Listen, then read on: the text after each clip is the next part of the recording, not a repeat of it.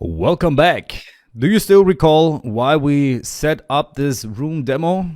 I guess you hopefully did. So the thing is, we have worked through this room demo, and you've seen it has been quite a bit, right? It's quite a long, chapter, you could almost say, even though it's still part of the 7-minute workout chapter. But realistically speaking, it should have been an own chapter, because if we look at it, like, we want to use the same approach more or less as we have had in our room demo for this history screen, even though it's a lot simpler, right? We're not going to edit any entries that we have in our history. We're not going to update or delete them or anything. So the only thing that we are going to actually do is, first of all, insert them and then retrieve them. But we can learn from our room demo that we had set up. Okay, so we will need an entity, then we will need a DAO, okay, like this one, this employee DAO that we had. We will need a database, and then we will need to have an adapter, which will not be an item adapter, it will be a different adapter, I believe. Well, it would be like a history adapter or history entry adapter or something like that. And then we can go from there. I know that this is quite tough, but if you really want to challenge yourself and really learn how to use the room database, I would recommend that you try to apply as much as you can from the room demo that we have seen in the last couple of videos. It was 7 videos, I believe. Try to set up the same approach step by step to then display entries of your last couple of exercises that you did. Because if you look at it, we do have this activity here, this main activity, which then jumps you over, let's look at it, to our exercise activity. And once we're done with the exercise activity, we jump over to the finish activity. So once done with exercise activity, you could say, okay, let's now make the entry into our database. So that would be a good spot to do it. And then retrieve it inside of our history activity, because that's where we will then need to retrieve the data entries. Okay, so it will be tough, as I said, but if you feel like a real challenge, try it. If you don't feel like a real challenge, you can just follow along, but at one point you will need to take this challenge. So at one point, when you start building your own applications in the future, you will have to go through this, and why not now? Okay, and also feel free to share your experience of going through this in the comments down below. Okay, so I'm going to show you once again how it's done, but I'm going to do it less in depth as I've done in the demo. So if you feel like it's too tough at some points, check out the demo once again before going to the actual 7-minute workout. Okay, because the demo was like a way more advanced and complete approach, right? We had everything that we needed. We had all 4 major operations, right? We had the CRUD operations. So create, read, update, and delete. Create, read, update, delete. If you ever hear those keywords, it's basically those values or those methods that we need to set up. Okay, so I'd say let's get started. Okay, so what do we start with? Well, we do have our exercise model, so we know how every given exercise has to look like. Now we will need to have our history entity.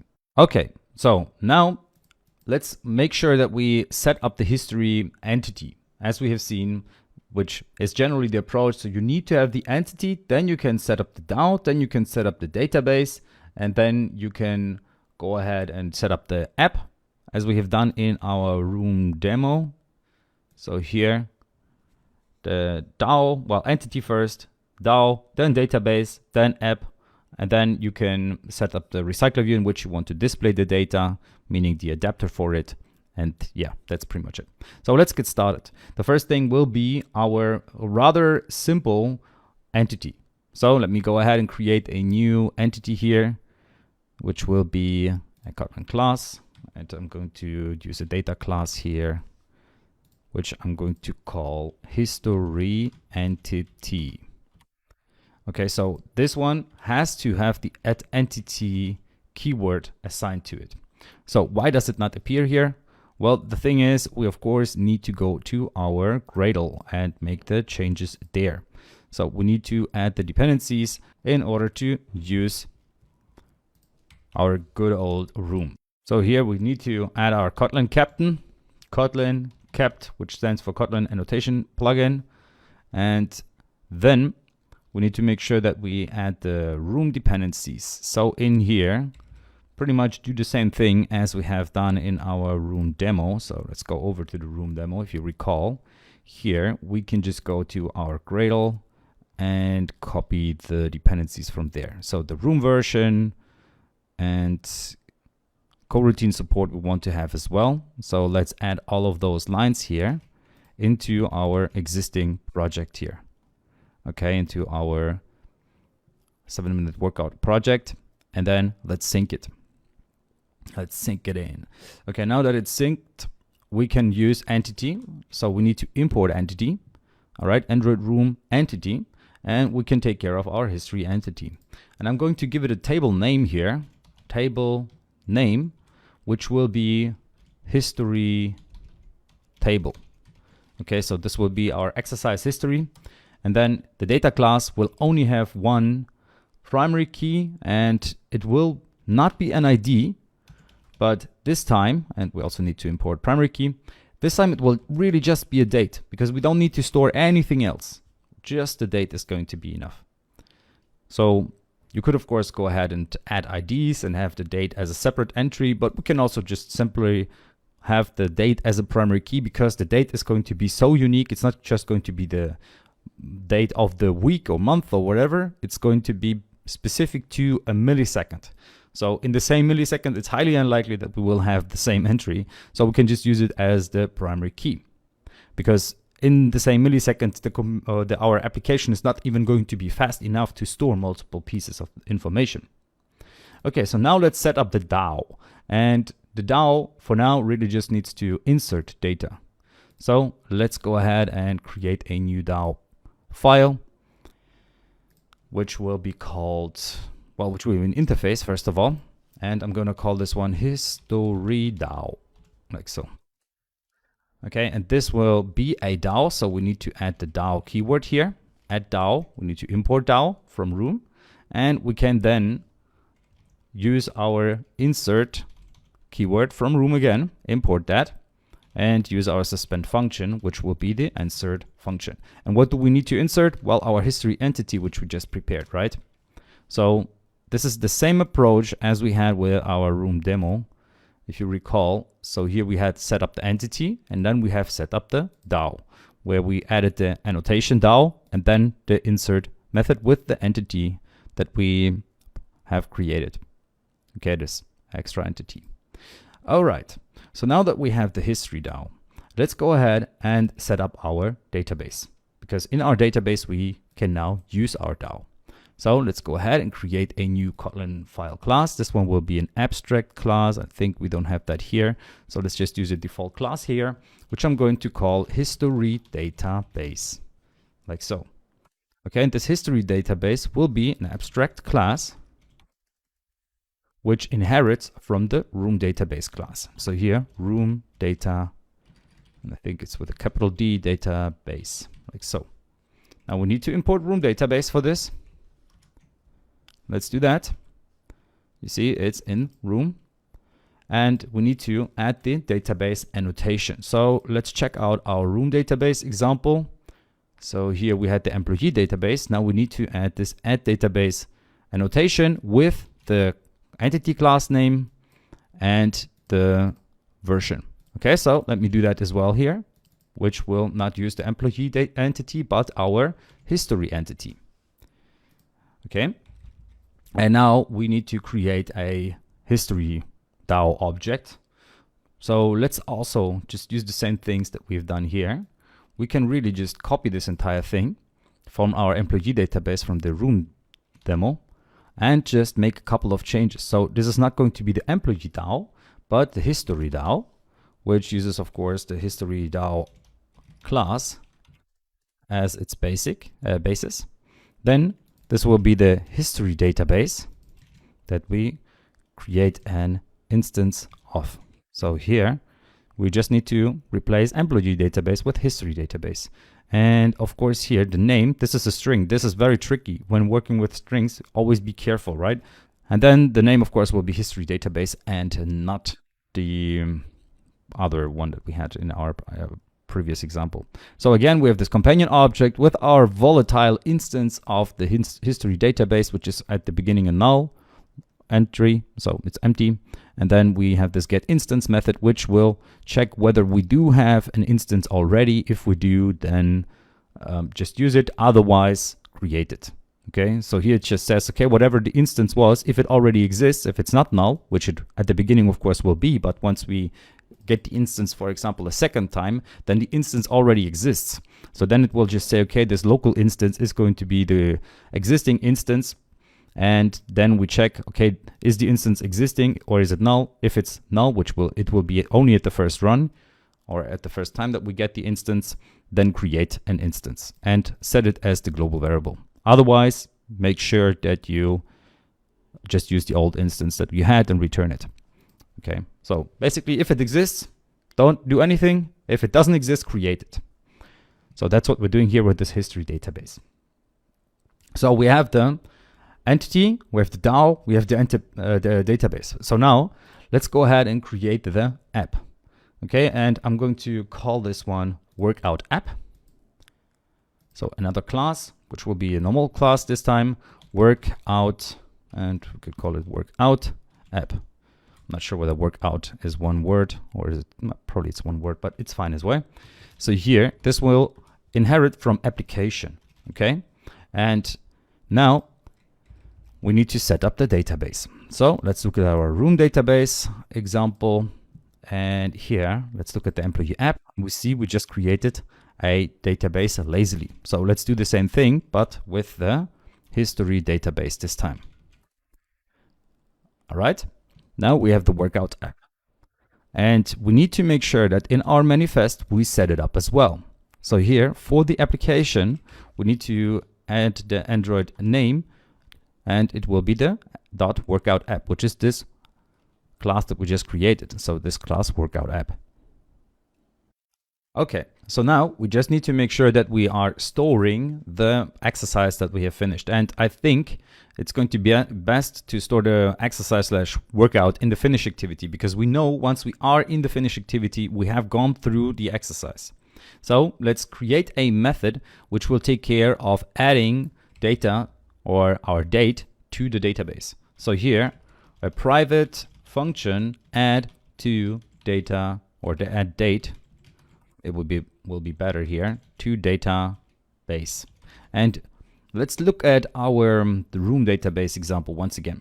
Okay, because we had stored it, I think, in the main activity, right? We took care of everything there. So update record, add record. Okay, so this was the part. You see, we need to pass in the employee DAO, and this is where we used our coroutine in order to then use the insert method using that employee DAO with the employee entity. So now we need to do the same thing with the history DAO, insert, and I think it's exercise entity or whatever we call it, with our history entity. So let's use the history DAO object here. And then we will need to know what we want to store. Okay, so before we can do the lifecycle stuff, so lifecycle launch, lifecycle scope launch, before we do all of that coroutine stuff, and we need to import that, by the way, as well, this launch, as well as the lifecycle scope, which has been added for me automatically. The launch and lifecycle scope are now added as namespaces up there. And here I want to use my history DAO to insert, and I want to insert my history entity with a date, which is a string. So now I could do something like test string or something, but it would be better if it's actually a date and in the right format. So in order to set up the date, so for now it will be an empty string, we need to of course prepare the date up here. So the general structure for a date, if you want to get that, would of course to be, first of all, to create a calendar instance. So calendar get instance, So C will be my calendar. Of course, you could call it my calendar or so. And then get the date time object, which will be simply c.time. So time gives me a, well, if you can look at it, it will give me a date object. So get time will give me a date object, which is this c.time will use the get time method of the calendar class. And now we can of course log that. So here you could go ahead and say the date will be, and then the message would be an empty string plus date time. Okay, let's import log. This will give us the date that we want to store. And now we have to set up the date formatter. And there is this simple date format class. So let's create it as df. We've done this in the past, I think, when we created our calculator, like how old you are calculator thingy, right? So here we need to use the simple date format. I'm going to use the Android one. And here you need to define the pattern. So I'm going to use the pattern of day, day, then month, month, month, which means the month in the sense of Jan, Feb, Mar, and so forth. And then the year in 4 digits. So year, year, year, the hours, the minutes, and seconds. And I'm going to use the local default settings. So whatever is the default of the phone settings. So get default. So if the phone is set to American hours, then it will use the American hours and so forth. Okay, so this is going to be our simple date format. And let me check what the problem here is.